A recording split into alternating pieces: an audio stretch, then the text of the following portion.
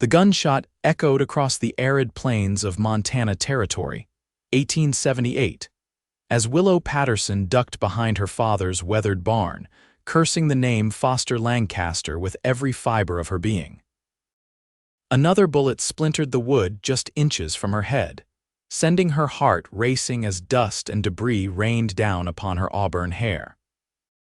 This was the third raid on Patterson land this month, and with her father bedridden from the last attack, Willow knew something had to change before the feud claimed another life. "Miss Patterson, you can't hide forever." The voice belonged to one of the Lancaster ranch hands, another faceless soldier in the decade-long war between the two most powerful ranching families in Silver Creek Valley. Willow checked the ammunition in her father's rifle, steeling herself as hoofbeats thundered away. The Lancaster men were retreating, but they'd be back. They always came back. When she was certain they were gone, she made her way back to the main house, her boots kicking up dust along the path her grandfather had cleared 30 years ago when he'd claimed this land. Inside, she found her father, once the formidable William Patterson, propped up on pillows, his face ashen beneath his silver-streaked beard. "They came again," he wheezed, his eyes finding hers immediately. "Anyone hurt?" "No, Pa, everyone's fine." Willow set the rifle aside and poured fresh water into the basin by his bed. "But we can't keep living like this." Her father sighed, the sound rattling in his chest. The bullet that had struck him 6 weeks ago had missed his heart by inches, but the resulting infection had nearly claimed him anyway. "The Lancasters won't stop until they have our water rights. They never will. Then perhaps we need to try something different." Willow wrung out a cloth and placed it on her father's forehead, an idea forming in her mind, a desperate, wild idea that felt both terrifying and inevitable. "What if I went to see Old Man Lancaster myself?" William Patterson's eyes widened. "Absolutely not. That man would sooner shoot you than look at you. Not if I brought a proposal that could end this foolishness once and for all." Willow sat on the edge of the bed, her hands folded in her lap to hide their trembling. "Pa, we're running out of options. We've lost 3 good men this year. The cattle are spooked from the gunfire and you're—" She couldn't finish the sentence. Her father reached for her hand, his grip weaker than it had ever been. "What kind of proposal?" "Marriage," she said, the word falling from her lips like a stone into still water. "His son Foster for your daughter. Join the ranches, join the water rights, end the bloodshed." William Patterson stared at his only child, the last remaining piece of his beloved wife who had died bringing Willow into the world 22 years ago. "You can't be serious." "Foster Lancaster is a cowboy, just like any other," Willow interrupted, though she knew it wasn't true. Foster Lancaster was notorious throughout the territory not just for his family name but for his skill with both gun and horse. He'd won the county rodeo 3 years running and was said to have tamed the wildest Mustang ever seen in these parts. At 26, he stood to inherit the sprawling Lancaster empire. "He's a Lancaster," her father spat. "His grandfather stole from mine. His father tried to burn us out during the drought of '68, and now they've put a bullet in me. And if we don't do something, they'll put bullets in the rest of us too." Willow stood, her resolve strengthening. "I'm of marrying age, Pa. Most women my age already have children. I wanted better for you, love at the very least." Willow gazed out the window at the vast expanse of their ranch, the land that had been in her family for generations. "Some things are more important than love. Peace is more important. Survival is more important." After 3 days of arguments that left them both exhausted, William Patterson reluctantly agreed to Willow's plan. On a Wednesday morning, she donned her best dress, a blue calico that brought out the color of her eyes, and rode alone to the Lancaster ranch, white handkerchief tied to her saddle horn. The Lancaster property was everything the stories claimed, twice the size of the Patterson spread, with a grand 2-story house that made their own humble home seem like a shack in comparison. As she approached, ranch hands stopped their work to stare, some reaching for their weapons until they noticed her flag of truce. A tall man with silver hair and hard eyes emerged from the house, flanked by two younger men with rifles. Henry Lancaster, the patriarch, regarded her with open suspicion as she dismounted. "You're a long way from Patterson land, girl," he called, not moving from the porch. "Brave or foolish, I'm not sure which." Willow lifted her chin. "I've come to speak with you, Mr. Lancaster. Alone, if possible. Anything you have to say can be said in front of my men." "Very well." Willow took a deep breath. "I've come with a proposal to end this feud once and for all."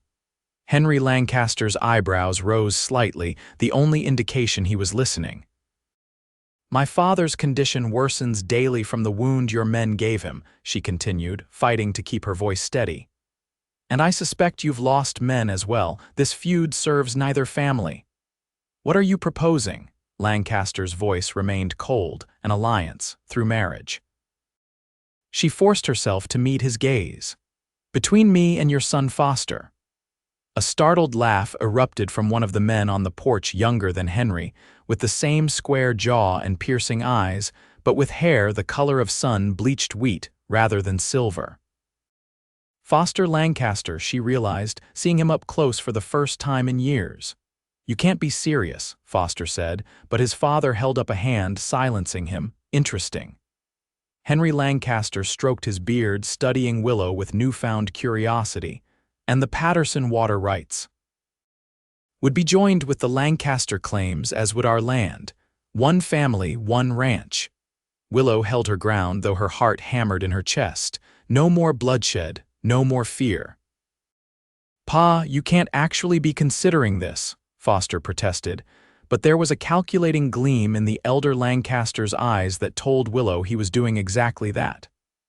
"Come inside, Miss Patterson," Henry Lancaster said finally, gesturing toward the door. "Let's discuss the details of this alliance." Foster watched in disbelief as his father led the Patterson girl into their home. This had to be some kind of trick, a distraction while Patterson men positioned themselves for an attack. He scanned the horizon, hand resting on his holster, but saw nothing suspicious in the rolling grasslands surrounding the ranch. "Keep watch," he instructed the ranch hands before following his father inside.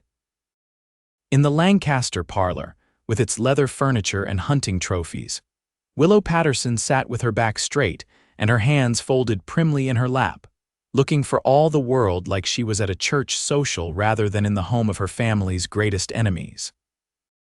"Let me be clear," Henry Lancaster was saying as Foster entered.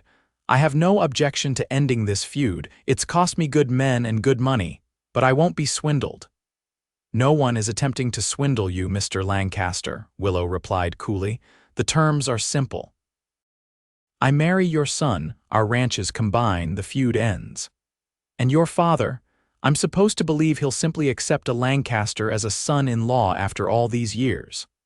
"My father has agreed to the arrangement," Willow said, though Foster noted the slight hesitation in her voice.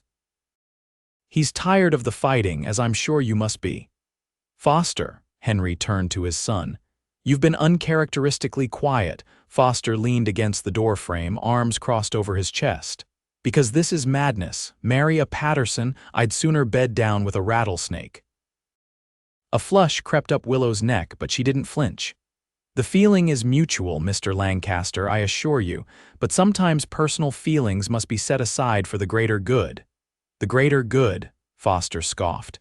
"Your father's men shot my cousin Thomas last spring." "After your men burned our south pasture," Willow countered. "We could trade accusations all day, Mr. Lancaster, but it won't change the fact that this feud will destroy both our families if it continues." Henry Lancaster sat back in his chair, a thoughtful expression on his weathered face. "The girl has a point, Foster." Foster stared at his father in disbelief. "You can't seriously be considering this." "I'm not just considering it, I think it's the smartest idea I've heard in years." Henry turned back to Willow. "However, there would need to be conditions." "Such as?" Willow asked. "The marriage would need to be real, not just on paper. I want grandchildren to inherit this land, not more feuding families." Willow's cheeks colored slightly, but she nodded. "Of course." and your father would need to sign over the water rights before the wedding, not after."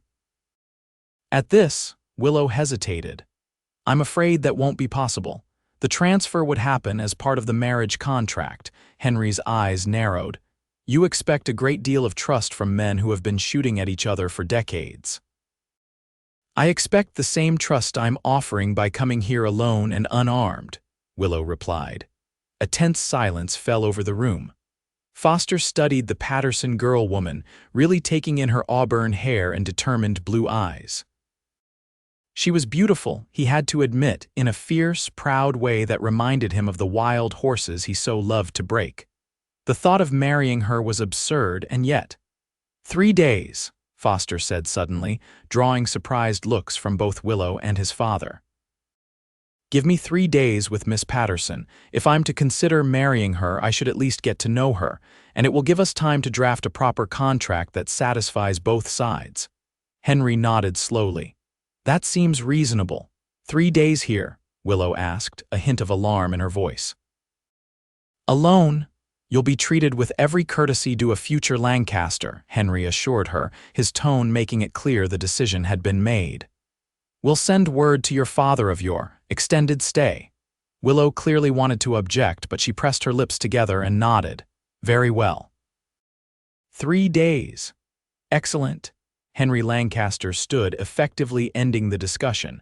"Foster, show Miss Patterson to the guest room. I'll have Martha bring up some refreshments."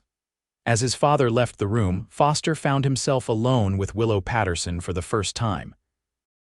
She met his gaze without flinching, though he could see the rapid pulse at her throat betraying her nervousness. "This way," he said gruffly, gesturing for her to follow him upstairs. "Though I should warn you, Miss Patterson, if this is some elaborate trap, you'll regret it." "It's not a trap, Mr. Lancaster," she replied, gathering her skirts as she stood. "It's desperation." Something in her tone, the raw honesty of it, gave Foster pause. "Your father is that bad off," she nodded, not meeting his eyes. "The infection has spread, the doctor says." She trailed off, then straightened her shoulders. "I'll do whatever it takes to bring peace before he dies, even if that means marrying you." Foster led her upstairs without further comment, showing her to the best guest room in the house, one rarely used except when important cattle buyers visited from back east. It overlooked the eastern pasture where the prize horses grazed, the view stretching all the way to the distant mountains. "Dinner is at 6, he said, pausing at the door. "I expect you'll want to rest after your unexpected negotiations." Willow entered the room, turning to face him with a strange mixture of defiance and vulnerability. "I meant what I said, Mr. Lancaster. I want this feud to end." "As do I, Miss Patterson. I'm just not convinced marriage is the solution." With that, he closed the door, leaving her alone in enemy territory. That evening, dinner at the Lancaster table was a strained affair.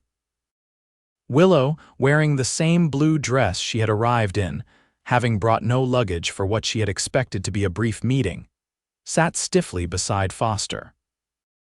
Henry Lancaster presided at the head of the table, while 2 ranch hands brothers named James and Peter, who served as Henry's top men, filled out the remaining seats. The food was surprisingly good roast beef, potatoes, and fresh bread that put the Patterson cook's efforts to shame. Willow ate sparingly, acutely aware of Foster's presence beside her. Up close, she could see the scar that ran along his jawline, likely from some ranch accident, and the calluses on his hands that spoke of hard work, despite his family's wealth. "Miss Patterson," Henry said, breaking the uncomfortable silence, "Foster tells me your father's health is poor." Willow set down her fork. "Yes, sir. The bullet damaged his lung. The doctor says the infection is spreading." "A shame," Henry murmured, though there was little genuine sympathy in his tone.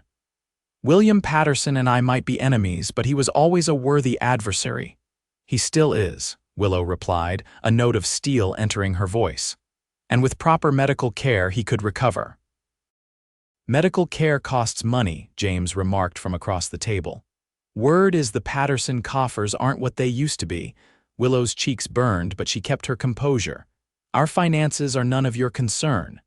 They are if you're proposing to join our families, Foster pointed out. I won't yoke myself to a failing ranch out of pity. The Patterson ranch isn't failing, Willow snapped. We've had a difficult year, that's all. The cattle market has been down and the raids haven't helped matters. Henry Lancaster studied her over the rim of his wine glass. If what you say is true, and this marriage is to proceed, what do you bring to the Lancaster name besides water rights and an end to hostilities? Willow met his gaze steadily. I bring 22 years of ranching knowledge. I can break a horse, brand a calf, and manage a household budget better than most men in this territory. I speak both Spanish and Blackfoot, which has helped us negotiate fair wages with our workers and peaceful passage through native lands. Foster raised an eyebrow, clearly not having expected such a forthright answer. And, she continued, I can read and write well enough to handle your ledgers and correspondence should the need arise. Educated, are you? Henry asked, seeming genuinely impressed. My father believed that women's minds are as capable as men's, even if our roles differ, Willow replied. I was tutored by a retired schoolteacher from Boston until I was 16. A thoughtful silence fell over the table. Willow could feel Foster's gaze on her but kept her eyes on her plate. Well, Henry said finally, it seems you might be more than just a pretty face with water rights, Miss Patterson. Foster could do worse. Pa, Foster protested, but there was less vehemence in his voice than before. The remainder of the dinner passed in strained small talk about the weather and cattle prices. When the meal ended, Willow excused herself, pleading exhaustion from the day's events. Foster watched her go, finding himself strangely curious about this woman who had the courage to walk into the lion's den with nothing but a marriage proposal as protection. She was nothing like the empty-headed girls from town who batted their eyelashes at him whenever he rode in for supplies. There was substance to Willow Patterson intelligence and a quiet dignity that even their family's blood feud couldn't diminish. She's a fine-looking woman, his father commented after she had gone. Strong too, I'd wager. Good breeding stock. Foster grimaced at his father's crude assessment. She's still a Patterson. Names can change, Henry shrugged, refilling his glass. And she's right about one thing: this feud needs to end before it kills us all. I'm too old to be dodging bullets, and you're too valuable to the future of this ranch to risk in some meaningless skirmish over water rights. So you're seriously considering this match? Henry leaned forward, his expression grave. I'm more than considering it, son. Unless you find some compelling reason against it in the next 3 days, I expect you to marry that girl and secure the future of the Lancaster legacy once and for all. Foster stared at his father in disbelief. And if I refuse? Then you're a bigger fool than I raised you to be, Henry replied, his tone leaving no room for argument. Think with your head, not your pride, Foster. That girl is offering us everything we've fought for without another drop of blood being spilled. Later that night, unable to sleep, Foster stepped onto the porch for a smoke. To his surprise, Willow Patterson was already there, wrapped in a shawl against the evening chill, gazing up at the star-filled sky. Couldn't sleep, he asked, striking a match for his cigarette. She startled slightly at his voice but didn't turn. It's strange to be under a Lancaster roof without keeping one eye open for trouble. Foster moved to stand beside her, careful to maintain a respectable distance. You're safe here, Miss Patterson. Whatever else we Lancasters might be, we don't harm women. No, you just shoot their fathers and brothers, she replied, though there was more weariness than venom in her tone. Foster exhaled a cloud of smoke into the night air. Your people have done their share of shooting too. They stood in silence for a moment, the only sounds the distant lowing of cattle and the gentle whicker of horses from the nearby corral. Why did you suggest 3 days? Willow asked suddenly. You could have rejected the proposal outright. Foster considered the question, surprising himself with his own answer. Because I wanted to understand what kind of woman would walk willingly into enemy territory and offer herself as a peace treaty. Most people in this valley would call that either incredibly brave or incredibly foolish. And what do you think? She turned to look at him, her profile silvered by moonlight.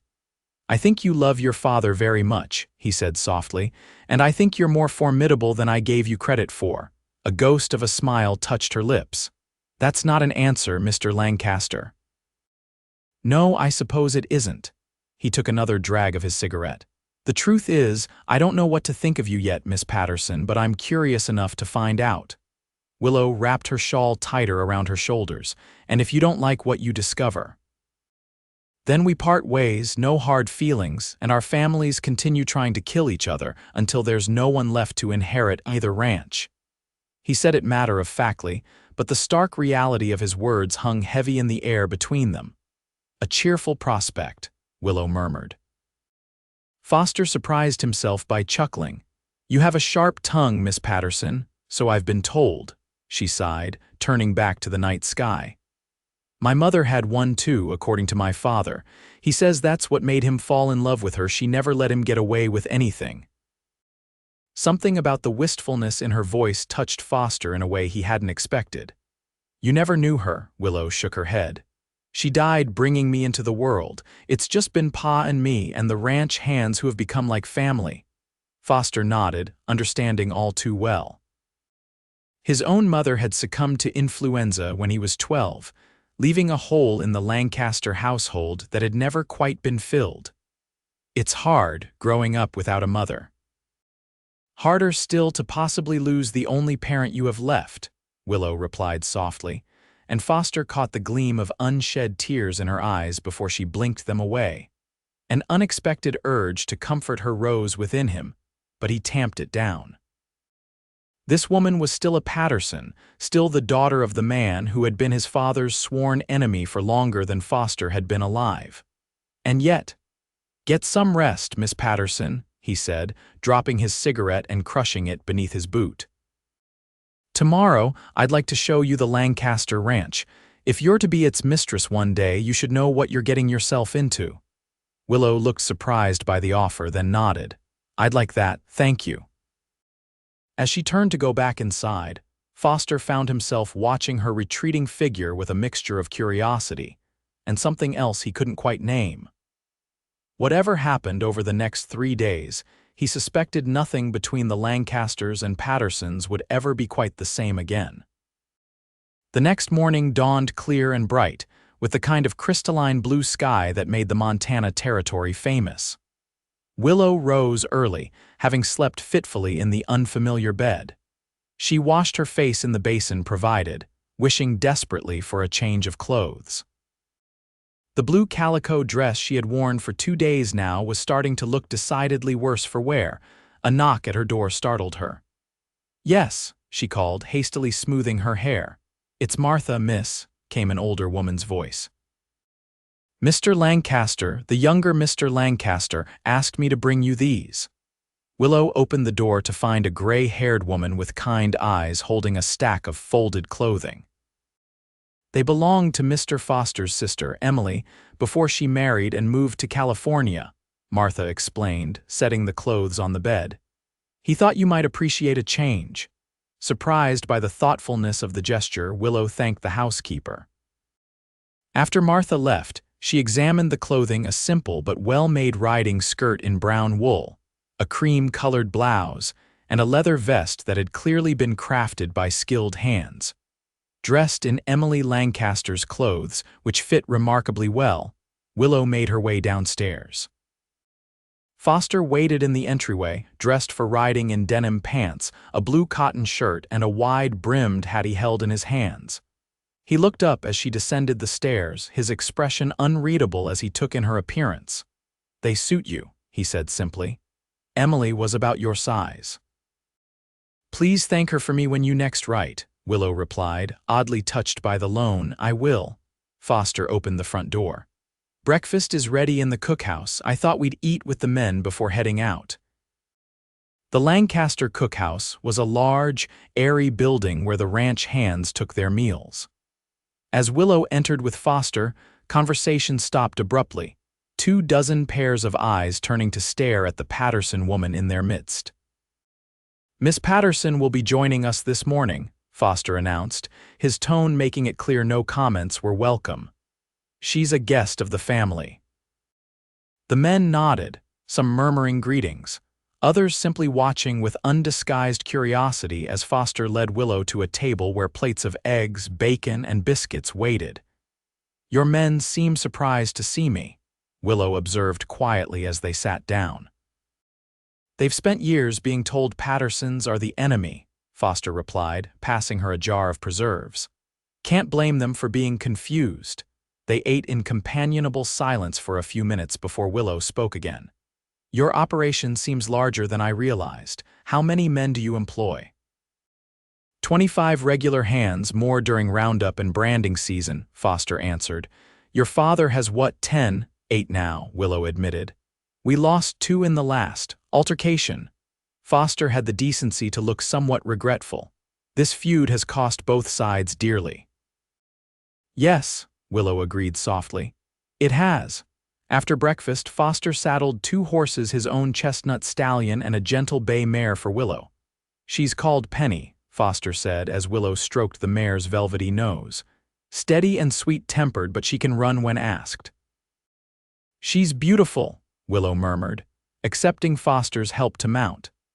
It felt strange to be assisted by a Lancaster, stranger still to realize how strong his hands were as they circled her waist, lifting her effortlessly into the saddle. They rode out under the massive wooden arch that marked the entrance to the Lancaster ranch. The morning sun cast long shadows across the grassland as Foster led Willow along the eastern boundary of the property. "Lancaster land stretches from the river in the south to the foothills in the north," he explained, pointing out landmarks. "Nearly 20,000 acres all told." Willow whistled softly, impressed despite herself. The Patterson ranch, while substantial, was less than half that size. "And all of it productive?" "Most of it. We run about 3,000 head of cattle and 100 horses." There was pride in Foster's voice as he spoke of the ranch. "My grandfather started with nothing but a wagon and a dream. My father turned it into the largest operation in 3 counties. At the expense of smaller ranchers like my father," Willow couldn't help but point out. Foster's expression hardened slightly. "Your father had his chances to sell fairly. He chose to fight instead." "Because this land has been in our family since before Montana was even a territory," Willow countered. "Would you sell your birthright without a fight, Mr. Lancaster?" The question hung between them, unanswered, as they crested a hill overlooking a verdant valley where hundreds of cattle grazed peacefully. "This is my favorite view on the entire ranch," Foster said after a moment, changing the subject. "You can see clear to the mountains on a day like today." Willow had to admit the vista was breathtaking. The patchwork of green pastures, golden hay fields, and the silver ribbon of the river winding through it all created a picture of abundance that made her heart ache with both admiration and envy. "It's beautiful," she acknowledged. "You've built something remarkable here." Foster glanced at her, seeming surprised by the genuine compliment. "Thank you. It's taken generations of hard work." "As has our ranch," Willow reminded him gently. They rode in silence for a time, Foster occasionally pointing out features of the property: the north pasture where the best grazing was found, the old line cabin where hands could shelter during bad weather, the creek that never ran dry even in the worst droughts. By midday, they had reached the western boundary where Lancaster land bordered Patterson property. The difference was stark on the Lancaster side. Fat cattle dotted lush grassland. On the Patterson side, the herds were thinner, the grass more sparse due to the ongoing water dispute. "This is what the feud is really about," Foster said, gesturing to the contrast. "The headwaters of Broken Creek rise on our land, but your father claims historical rights to the water." "Because the creek was redirected," Willow replied, the old argument coming easily to her lips. "Before your grandfather built that dam in '52, the water flowed naturally through Patterson land." Foster sighed, removing his hat to wipe sweat from his brow. "And we'll never agree on who was right or wrong back then." But here we are now, with the reality that both ranches need that water to survive. Hence my proposal, Willow said quietly. One family, one ranch, one water source. No more fighting over which side gets to drink. Foster studied her face, his expression thoughtful. It's a practical solution, I'll grant you that. But marriage should be more than a business arrangement, Miss Patterson. Willow met his gaze steadily. In an ideal world, perhaps, but we live here in this world where people are dying over cattle and creek water. Is that all you expect from life, practicality? There was genuine curiosity in his voice. Willow looked away, her eyes following the path of a hawk circling overhead. I expect to do my duty to my family and our legacy. Anything else is a luxury I can't afford to consider. Foster said nothing for a long moment, then surprised her by touching her hand lightly. Come, there's one more place I want to show you before we head back. He led her along a narrow trail that wound through a stand of pines until they emerged at a small, hidden pond fed by a natural spring. Wildflowers surrounded the water's edge and dragonflies skimmed across the surface. No one else knows about this place, Foster said, dismounting and helping Willow down from her horse. Not even my father. I found it when I was 12, right after my mother died. It became my refuge. Willow walked to the water's edge, touched that he would share something so personal with her. It's lovely, peaceful. I come here when I need to think, Foster admitted, standing beside her, and I have a lot to think about right now. Willow glanced at him, noting how the dappled sunlight through the trees brought out golden highlights in his wheat-colored hair. For a moment, she allowed herself to really look at the man. She might soon marry the strong line of his jaw, the intelligence in his eyes, the capable hands that could both gentle a horse and draw a gun with equal skill. What are you thinking about now? She asked softly. Foster met her gaze, his expression more open than she had yet seen it. I'm thinking that you're nothing like what I expected, Willow Patterson. It was the first time he had used her given name, and something about the way it sounded in his deep voice made her breath catch slightly. Is that a good thing or a bad thing? She asked. A smile tugged at the corner of his mouth. I'm still deciding, but I'm leaning toward good. They stood in companionable silence for a few moments, listening to the gentle lapping of water against the shore and the distant call of birds. We should head back, Foster said eventually. Storm clouds gathering to the west. We don't want to get caught in it. As they mounted their horses, Willow found herself unexpectedly reluctant to leave this peaceful place. Something had shifted between them here, a tentative understanding, perhaps, or at least the beginning of one. The ride back to the ranch house was quieter, both of them lost in thought. When they arrived, Henry Lancaster was waiting on the porch, his expression grave. There you are, he called as they dismounted. We have a visitor, Foster. William Patterson has come calling for his daughter. Willow's heart sank. Her father should be in bed, recovering, not riding miles across dangerous territory. Pause here, is he all right? Before Henry could answer, the front door opened, and William Patterson emerged, leaning heavily on a cane. His face was pale beneath his beard, but his eyes blazed with familiar determination. Willow, he said, his voice weaker than she remembered but still carrying the authority that had commanded the Patterson ranch for 30 years. I've come to take you home. Foster stepped forward, positioning himself slightly in front of Willow in what seemed an almost protective gesture. Mr. Patterson, you shouldn't be traveling in your condition. William's eyes narrowed as they took in his daughter standing beside Foster Lancaster. That's for me to decide, boy. I've come for my daughter and I'm not leaving without her. Henry Lancaster moved to stand beside his son. She came of her own free will, William, to discuss a matter of importance to both our families. A matter I never should have agreed to, William retorted. Marriage to a Lancaster? I must have been delirious with fever to even consider it. Willow stepped around Foster to approach her father. Pa, you need to be resting. The doctor said, I know what the doctor said, William interrupted. And I know what I saw when I rode up my daughter, wearing Lancaster clothes, looking mighty comfortable with the enemy. "We were just talking, Pa," Willow said, aware of the ranch hands gathering at a distance, watching the confrontation, trying to find a peaceful solution. William's face softened slightly as he looked at his only child. "There can be no peace with Lancasters, Willow. I was a fool to let you believe otherwise. Now come, we're going home." Willow hesitated, torn between obedience to her father and the fragile progress she felt she'd made with Foster. "Pa, please, just stay the night. You're in no condition to ride back today, and there's a storm coming."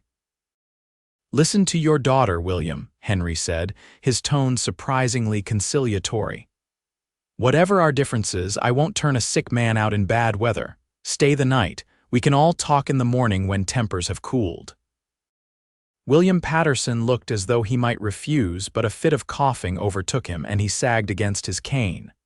Willow rushed to support him, and after a moment's hesitation, Foster moved to help as well. "One night," William conceded finally, his pride clearly stung by his weakness. "But I want your word as a man, Henry, that no harm will come to me or my daughter under your roof." "You have it," Henry replied solemnly. "Lancaster honor." "That's worth precious little to me," William muttered, but he allowed Foster and Willow to help him inside, where Martha showed them to adjoining rooms. Once her father was settled in bed, Willow sat beside him, holding his hand. "You shouldn't have come, Pa. You're not strong enough yet." "Had to," he wheezed, his face gray with exhaustion. "Couldn't let my little girl sacrifice herself for a foolish old man's mistakes."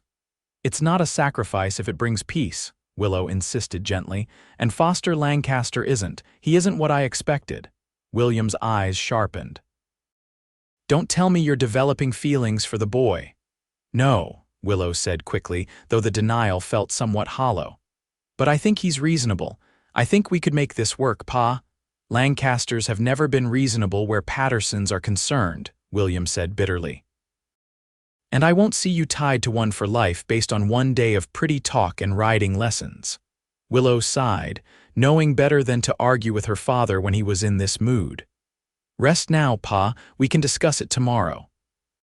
She sat with him until he fell into an uneasy sleep, then slipped quietly from the room.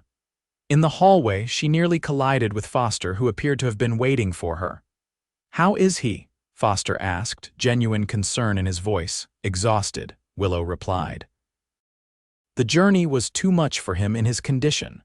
Foster nodded, rubbing the back of his neck in a gesture she was beginning to recognize as a sign of discomfort. "I've asked Dr. Miller to ride out first thing in the morning. He's the best physician in the territory." Surprised by the thoughtfulness, Willow smiled tentatively. "Thank you. That's very kind." "It's the least I can do," Foster said.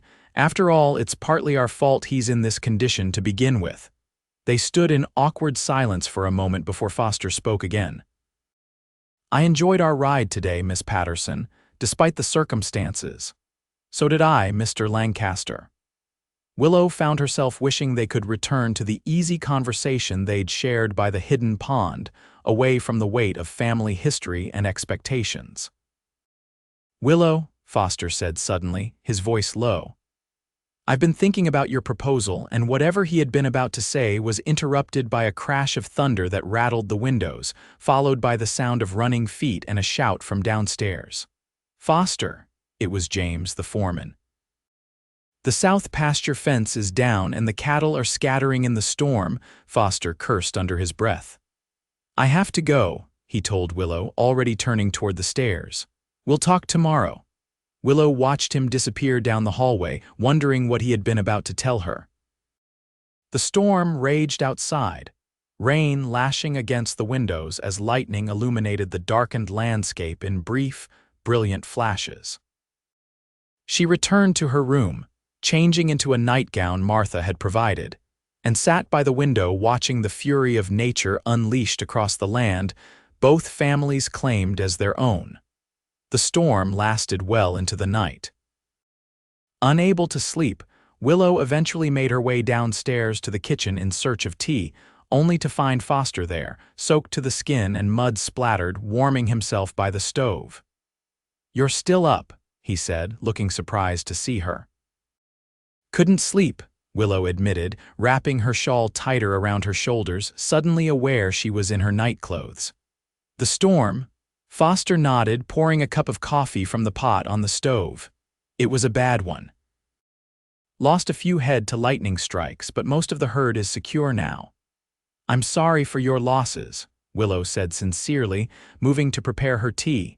Goes with ranching territory, Foster replied with a shrug.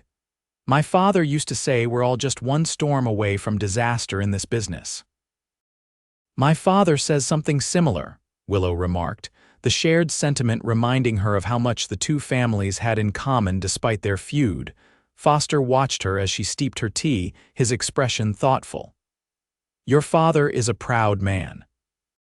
He rode all this way, sick as he is, to protect you. He's stubborn, Willow corrected, though there was fondness in her voice. And he's been fighting Lancasters so long he doesn't know how to stop. Maybe neither of our fathers knows how, Foster suggested quietly. Maybe it takes a new generation to find a different way. Willow looked up at him, seeing something in his eyes that made her heart beat a little faster. What are you saying, Foster? He set down his coffee cup and moved closer to her, close enough that she could smell the rain on his clothes and the leather of his vest. I'm saying I think your idea has merit. Marriage between our families could end this feud once and for all. Willow felt a mixture of triumph and unexpected disappointment. So you agree to the arrangement? Not exactly. Foster's voice was low, intimate in the quiet kitchen. I agree that marriage between us makes sense, but I want more than a business arrangement, Willow. She swallowed, suddenly very aware of his proximity. What do you want? A real marriage, he said simply. Not just on paper, not just to satisfy our fathers or unite our land. I want us to try, genuinely try, to build something together, something new. Willow's pulse quickened. We barely know each other. I know enough, Foster replied. I know you're brave and intelligent. I know you love your family and your land enough to marry a man you were raised to hate. I know there's something between us that wasn't there yesterday morning. He was right, and the realization both thrilled and terrified her. In just over a day, Foster Lancaster had gone from being an abstract enemy to a flesh and blood man with depth and complexity, a man she found herself increasingly drawn to. And if it doesn't work? She asked softly. If we try and fail, then at least we tried, Foster said. But I don't think we'll fail. I think we're both too stubborn to let that happen. A smile tugged at Willow's lips. Now you sound like my father. God forbid, Foster chuckled, then grew serious again. Think about it, Willow. I don't need your answer tonight, but I want you to know that if we do this, I'm committed to making it real. With that, he stepped back, giving her space. Try to get some rest. Tomorrow will bring its own challenges. As he turned to go, Willow found herself reaching out to touch his arm. Foster, he paused, looking back at her questioningly. Thank you, she said simply, for considering my proposal and for making it something more than I dared hope for. A smile warmed his eyes, transforming his face. Good night, Willow Patterson. Good night, Foster Lancaster, she replied, watching him leave the kitchen with the strangest feeling that her life had just changed irrevocably. Morning brought clear skies and the arrival of Dr. Miller, a gray-haired man with spectacles and a gentle manner who spent over an hour examining William Patterson. When he emerged from the bedroom, his expression was grave as he addressed both families gathered in the Lancaster parlor. Mr. Patterson's condition is serious, he said without preamble. The infection has weakened his heart. He needs complete rest and more aggressive treatment than he's been receiving. Willow clutched the back of a chair, her knuckles white. But he can recover, Dr. Miller hesitated. With proper care and a lot of luck, yes, but not if he continues to push himself. The ride here likely set his recovery back considerably. He'll receive the best care money can buy, Henry Lancaster said, surprising everyone in the room, right here until he's strong enough to travel. William Patterson, who had insisted on being present despite the doctor's objections, scoffed from his position on the sofa. I don't need Lancaster charity, Henry. It's not charity, Henry replied evenly. It's common decency, and perhaps a down payment on a new beginning between our families." Willow glanced at Foster, who stood by the window, his expression unreadable. She wondered if he had spoken to his father about their conversation the previous night. "Pa," she said gently, moving to sit beside her father, "please, let yourself heal here, I'll stay with you." William looked at his daughter, then at Foster, something like resignation crossing his face. "You really want this alliance, don't you? This marriage?" Willow took a deep breath, aware of everyone watching them. "I want peace, Pa, I want our ranch to thrive again. And yes, I think Foster Lancaster might be the key to both." Her father studied her face for a long moment, then turned to Foster. "You boy, come here." Foster approached, standing tall before the man who had been his family's enemy for decades. "Sir, you want to marry my daughter?" William asked bluntly. "I do," Foster replied without hesitation. "Why, for land, water rights, to finally claim victory for the Lancaster name." Foster shook his head. "No, sir, because I believe, like Willow, that it's time for this feud to end.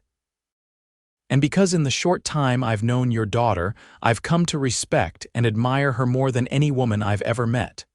William's eyebrows rose slightly at the sincerity in Foster's voice. "And if I forbid it, then I would be deeply disappointed," Foster answered honestly. "But I wouldn't force my attentions where they weren't wanted. Willow's happiness matters to me." A tense silence fell over the room as William Patterson considered Foster's words. Finally, he sighed, the sound of a man who had fought too long and was ready to lay down his weapons. "Very well," he said quietly. "If this is truly what you want, Willow, you have my blessing. But," he added, fixing Foster with a hard stare, "if you ever give me reason to believe you've made her unhappy, Lancaster, no amount of water rights or cattle will save you from my wrath, sick as I may be." "Understood," Foster replied solemnly. Henry Lancaster stepped forward, extending his hand to William Patterson. "Then it's settled. Our families will be united, the feud ended, the lands joined." After a moment's hesitation, William reached out and clasped Henry's hand, decades of hostility giving way to a fragile truce. "Draw up the papers," William told Henry. "Let's make this official before either of us changes our mind." Over the next 2 weeks, as William Patterson slowly recovered under Dr. Miller's care, preparations for the wedding moved forward at a remarkable pace. Word spread throughout the valley that the infamous Lancaster-Patterson feud was ending in marriage rather than bloodshed, drawing equal parts skepticism and relief from neighbors who had long stayed clear of both families. Willow divided her time between caring for her father and getting to know Foster better. They rode together daily, exploring the combined lands that would soon be their joint responsibility. With each passing day, Willow found herself more drawn to the man she had once considered her enemy. His quiet intelligence, his devotion to the land, and the gentle way he had with horses all revealed a depth of character she hadn't expected.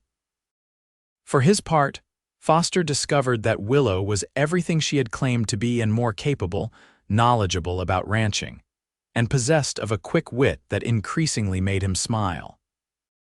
The idea of marriage, which had begun as a strategic alliance, evolved into something he found himself genuinely wanting.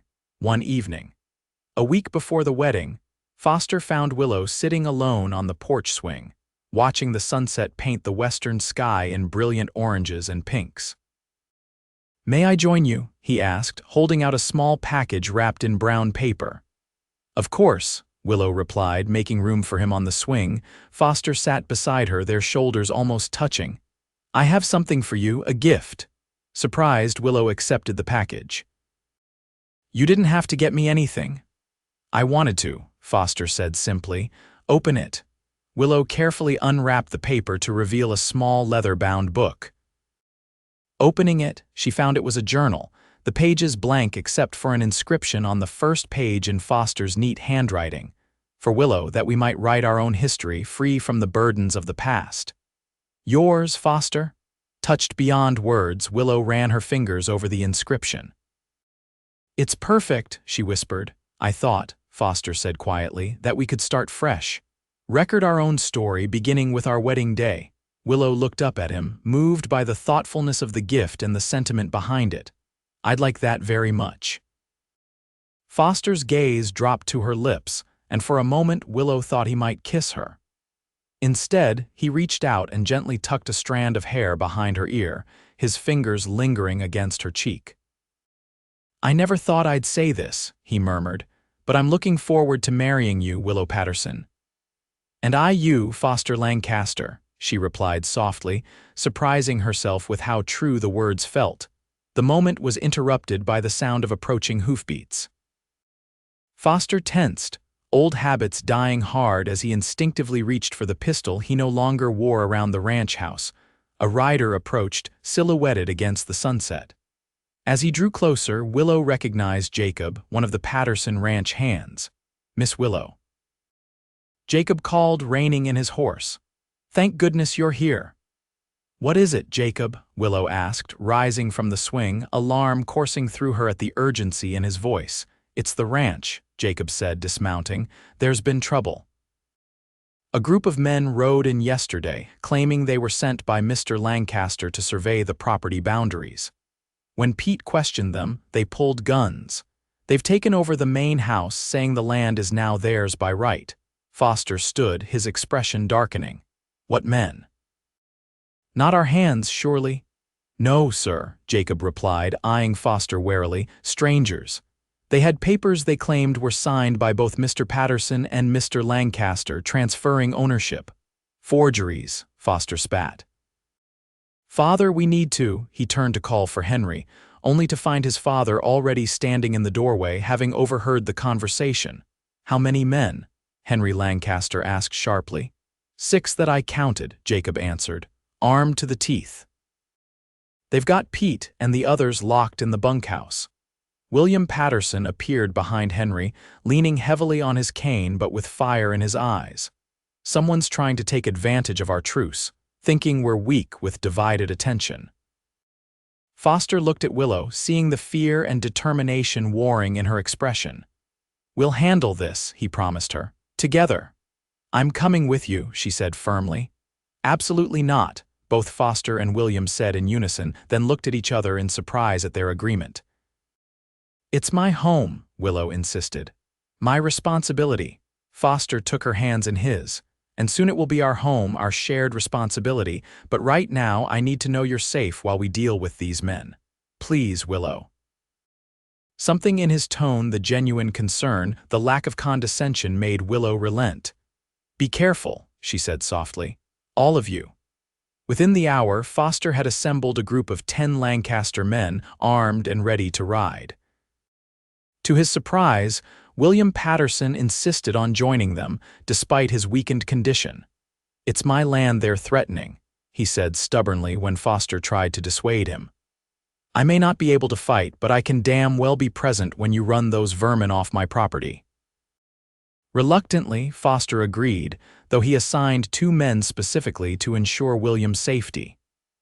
As they prepared to depart, Willow approached Foster one last time. Promise me you'll come back, she said, her voice steady despite the fear evident in her eyes. Foster hesitated, then made a decision. Pulling her close, he kissed her their first kiss, witnessed by both families and ranch hands alike. It was brief but tender, a promise more binding than words. I will, he said simply when they parted. We have a wedding to attend after all. The combined forces of the Lancaster and Patterson ranches rode out together for the first time in history, not against each other, but side by side against a common enemy. It felt significant, Foster thought as they galloped across land that had seen too much bloodshed between their families. They approached the Patterson ranch under cover of darkness, dismounting a mile out to advance on foot. When they reached the edge of the property, Foster held up a hand, signaling the men to stop. We don't know who these men are or what they really want, he said in a low voice. But they've threatened our people and claimed land that isn't theirs to take. We go in quiet, surround the house, and give them one chance to surrender peacefully. And if they refuse? Asked one of the Patterson hands, his hand resting on his pistol.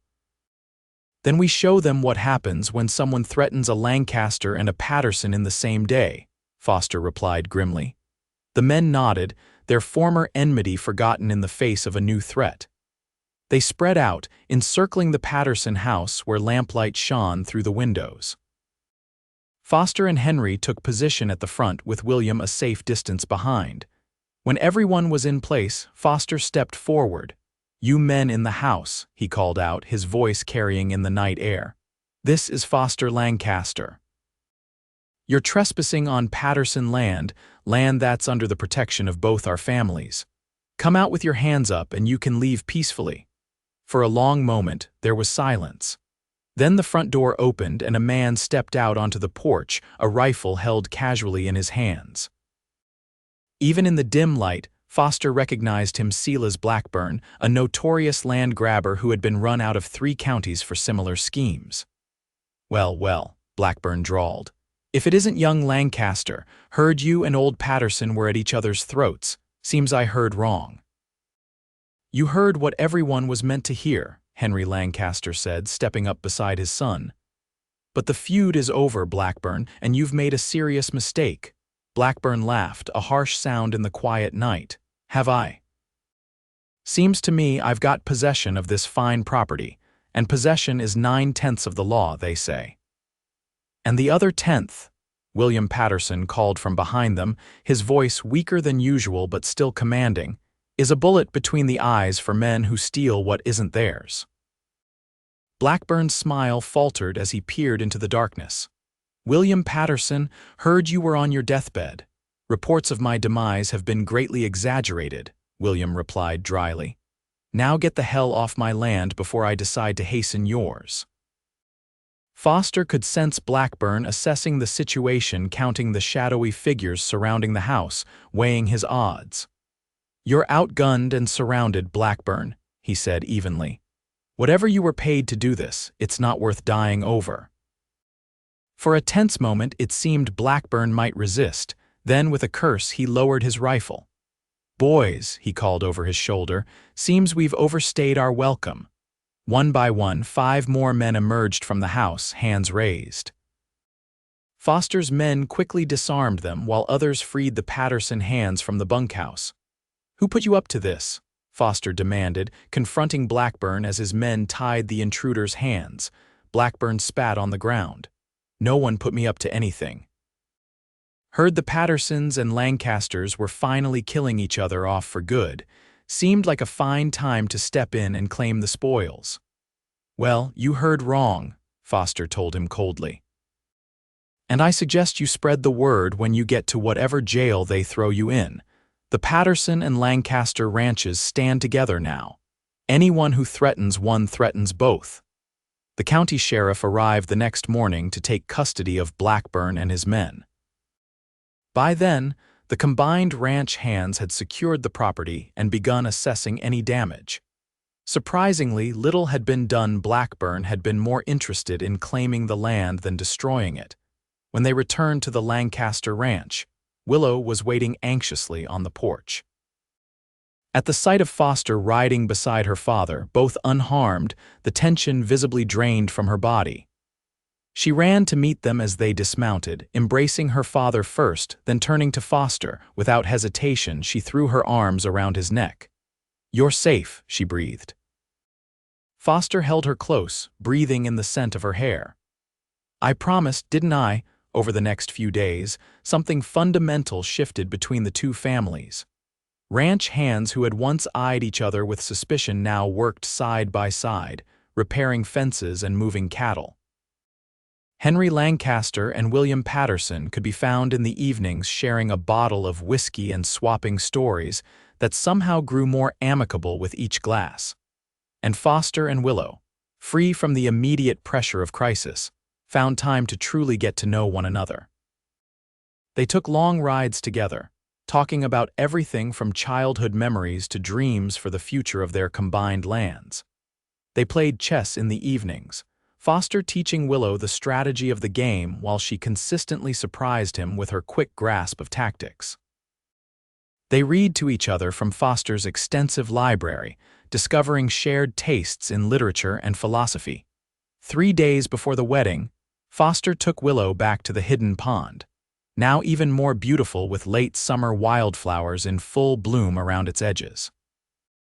"I wanted to bring you back here," he explained as they spread a blanket by the water's edge, "because this is the place where I first started to see you as more than just a Patterson." Willow smiled, settling beside him on the blanket. "And what do you see me as now?" Foster reached for her hand, entwining their fingers. "As my future. As the woman I never expected to find, especially not on the other side of a family feud." "It's strange, isn't it?" Willow mused, watching dragonflies dart across the water. "A month ago, if someone had told me I'd be marrying Foster Lancaster willingly, happily, even I'd have thought they were mad." "And now?" Foster asked softly. Willow turned to him, her eyes meeting his. "Now I can't imagine a different path.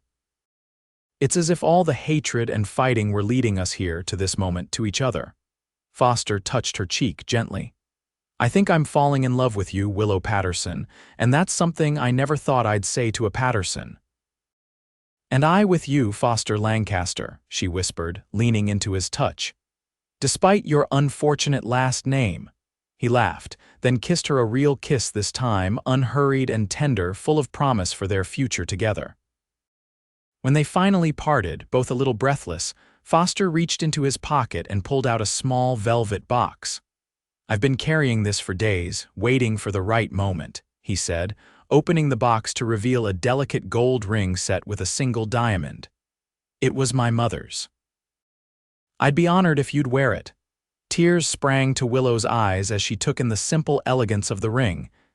"It's beautiful," she breathed. "She would have liked you," Foster said softly, slipping the ring onto her finger. "Strong, intelligent, not afraid to speak your mind." She had those same qualities. Willow looked down at the ring, now hers to wear, symbolizing not just their upcoming marriage but the joining of two families, the healing of old wounds, the beginning of something new and hopeful. "3 more days," she said, leaning her head against Foster's shoulder. "And then we start writing our own history." "The first chapter of many," Foster agreed, holding her close as the afternoon sun dappled through the trees, turning the pond into a mirror of gold.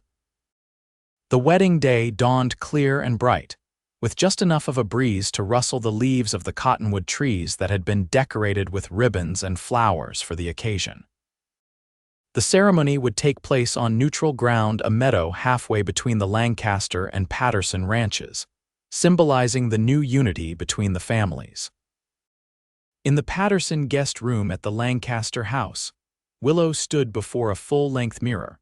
Hardly recognizing herself in the ivory satin gown Martha had altered from Emily Lancaster's wedding dress. The delicate lace at the collar and sleeves softened the simple lines of the dress, and her auburn hair had been arranged in an elegant knot with a few curls framing her face. "You look beautiful, daughter," William Patterson said from the doorway, his voice thick with emotion. Though still weak, he had insisted on walking her down the aisle today. "Your mother would be proud." Willow turned to him, blinking back tears. "Do you think she would approve of Foster, of all this?" William crossed the room to take her hands in his. "Your mother was the wisest woman I ever knew. She always said hatred was a poison that hurt the one carrying it more than anyone else. I think she would say it's long past time we set that burden down." "I wish she could be here," Willow whispered. "She is, in a way," William said gently, touching the small locket around Willow's neck that contained a tiny portrait of Elizabeth Patterson. "And she'd tell you what I'm telling you now. Be happy, Willow. Love fully. Don't let the past cast shadows on your future." A knock at the door interrupted them. Martha peeked in, smiling broadly. "It's time, Miss Patterson. Everyone's waiting." William offered his arm to his daughter. "Ready to become Mrs. Lancaster?" Willow took a deep breath, then nodded. "Ready, Pa." Outside, nearly 200 people had gathered ranch hands from both properties. Townspeople curious about the union that was ending the territory's most notorious feud, and even a newspaper reporter from Helena who had ridden 3 days to cover the event. A makeshift altar had been erected beneath an arch of wildflowers, where the preacher from Silver Creek waited, Bible in hand. And there, standing tall and handsome in a new black suit, was Foster, his wheat-colored hair combed neatly, his eyes finding Willow immediately as she appeared on her father's arm. The traditional wedding march played on a borrowed piano as Willow and William made their way between the rows of seats. With each step, Willow felt the weight of history, both the bitter past and the hopeful future surrounding them. When they reached the altar, William placed Willow's hand in Foster's, the symbolic gesture powerfully moving to all who witnessed it. "Who gives this woman to be married to this man?" the preacher asked. "I do," William Patterson replied, his voice strong despite his weakness. With a glad heart and hope for the future. The ceremony itself was brief, but meaningful. Foster and Willow exchanged vows they had written themselves, promising not just love and fidelity, but also a commitment to healing old wounds and building something new together. When Foster slipped his mother's ring onto Willow's finger as her permanent wedding band, many in the audience dabbed at their eyes. "By the authority vested in me," the preacher concluded, "I now pronounce you husband and wife. What God has joined together, let no man put asunder." Foster cupped Willow's face gently in his hands and kissed her, sealing their union as cheers erupted from the assembled guests. Even Henry Lancaster, not known for public displays of emotion, could be seen wiping his eyes as he applauded. The celebration that followed was unlike anything the territory had seen before. Tables groaning with food and drink had been set up in the meadow, and musicians played lively tunes as guests from both ranches mingled freely, decades of tension dissolving in the joy of the occasion. As the sun began to set, casting golden light across the festivities, Foster led Willow away from the crowd to a quiet spot beneath a cottonwood tree. "Mrs. Lancaster," he said, a smile playing at his lips. "How does it feel?" "Strange," Willow admitted, "but wonderful too. Like putting down a heavy burden I've carried so long I forgot what it was like to be without it." Foster brushed a curl from her face. "I have something for you, a wedding gift." He produced a document from his jacket pocket, unfolding it carefully before handing it to her. Willow scanned it, her eyes widening as she realized what she was reading. "Foster, this is the deed to both properties, rewritten in both our names," he confirmed. "Equal partners, just as we'll be in everything from now on." Overwhelmed by the gesture and all it represented, Willow could only shake her head in wonder. "I came to you proposing a business arrangement, a marriage of convenience to end a feud. How did we end up here?" Foster drew her into his arms. "Perhaps some unions are written in the stars, Willow. Perhaps all the hatred was just a prelude to finding something much stronger. Love," she whispered, the word no longer frightening or foreign on her tongue. "Love," he agreed, kissing her softly as the sun dipped below the horizon, bathing them in the day's last light. Later that night, after the guests had departed, and they had retired to the newly prepared master bedroom in the Lancaster house, Foster and Willow consummated their marriage with a tenderness that surprised them both. What might have been merely duty between strangers arranged in marriage became an expression of genuine affection and growing love. Afterward, lying in each other's arms, they talked softly about their plans for the future, combining herds, improving breeding stock, establishing a legacy that would make both their families proud. "I was so alone before," Willow admitted in the darkness, her head resting on Foster's chest.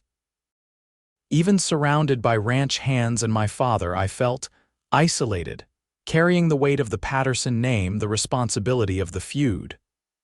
"I know exactly what you mean," Foster replied, his fingers gently stroking her hair. "The loneliness of being Henry Lancaster's son, of knowing the ranch would be mine someday, but never being able to share that burden with anyone who truly understood." "And now?" Willow asked, raising her head to look at him. Foster smiled, his eyes reflecting the moonlight streaming through the window. "Now I'm not alone anymore. Neither of us is." In the months that followed, the newly united Lancaster-Patterson ranch thrived under their joint leadership. Foster's innovative breeding programs, combined with Willow's careful financial management, created an operation that quickly became the envy of the territory. The disputed water rights that had once caused such bitterness now irrigated fields on both sides of the former boundary, supporting more cattle than either ranch had managed separately. Willow Patterson's health improved steadily under Dr. Miller's continued care, though he never regained his former strength. He and Henry Lancaster, once bitter enemies, became unlikely friends, often spending evenings on the porch trading stories and giving unsolicited advice to their children about running the ranch.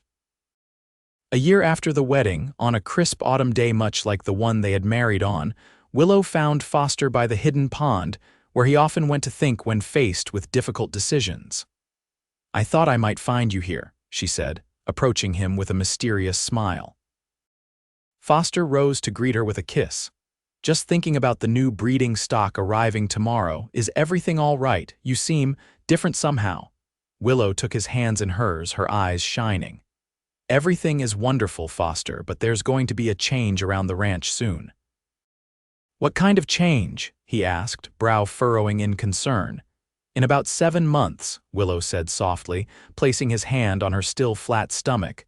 "There will be a new Lancaster Patterson joining us." Foster's expression transformed from confusion to wonder as her meaning registered.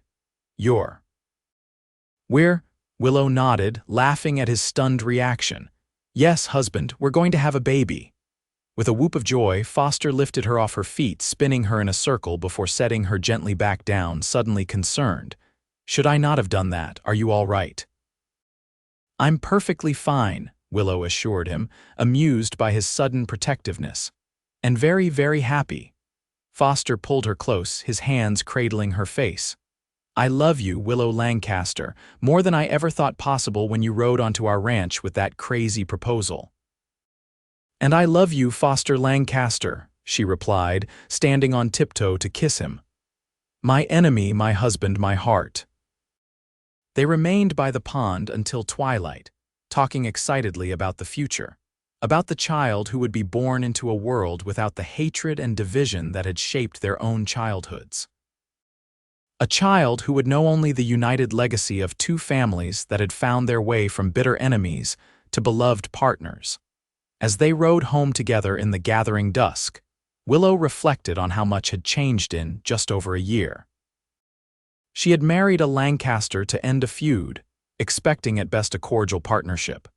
Instead, she had found love, companionship, and an end to the loneliness that had shadowed her for so long. The lights of the ranch house glowed in the distance, welcoming them home not to the Lancaster Ranch or the Patterson Ranch, but to their ranch, their home, their shared future stretching bright and promising before them. When they arrived, both Henry and William were waiting on the porch, engaged in one of their now familiar friendly arguments about the best way to predict the coming winter's severity. "There you two are," William called as they dismounted. "Been looking for you since dinner." "Got some news from town."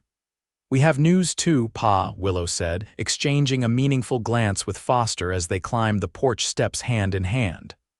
"Well, yours can wait," Henry interrupted, uncharacteristic excitement in his voice. "The railroad's coming through, got confirmation today. They're laying track 20 miles south with a spur line coming right to Silver Creek." Foster's eyes widened at the implications. "That changes everything. We could ship directly east without the cattle drives." "Exactly," William nodded enthusiastically, "and that's not all. With the railroad comes more settlers, more business. Silver Creek could become a real town, not just a trading post. The agent said land values will likely double in the next 5 years," Henry added. "We're sitting on a gold mine, and I don't mean the literal kind." Willow squeezed Foster's hand, seeing the same thought reflected in his eyes. Their child would be born into a changing world, a world of new opportunities and connections. The isolated existence that had bred the feud between their families was giving way to progress. "Your news?" William prompted, noting the silent exchange between them. Foster put his arm around Willow's waist. "We're having a baby." The stunned silence lasted only a moment before both older men erupted in congratulations and questions. Henry Lancaster actually shed tears as he embraced his son, while William kissed his daughter's cheek with trembling lips. "A grandchild," William whispered, joy and wonder in his voice. "Your mother would be so proud, Willow, so very proud." That night, as they prepared for bed, Foster watched Willow brush her hair, struck anew by how fortunate he was. "Do you ever think about how differently things might have turned out?" he asked, "if you hadn't been brave enough to ride to the Lancaster ranch that day?" Willow set down her brush, turning to face him. "Sometimes, we might still be shooting at each other across property lines. You might have married some simpering girl from town who couldn't tell a branding iron from a fireplace poker." Foster laughed, pulling her into his arms. "And you might have remained the fierce, lonely defender of the Patterson legacy, too busy fighting Lancasters to find happiness." "Instead," Willow murmured, resting her head against his chest, listening to the steady beat of his heart, "we found each other. And neither of us has to be lonely ever again."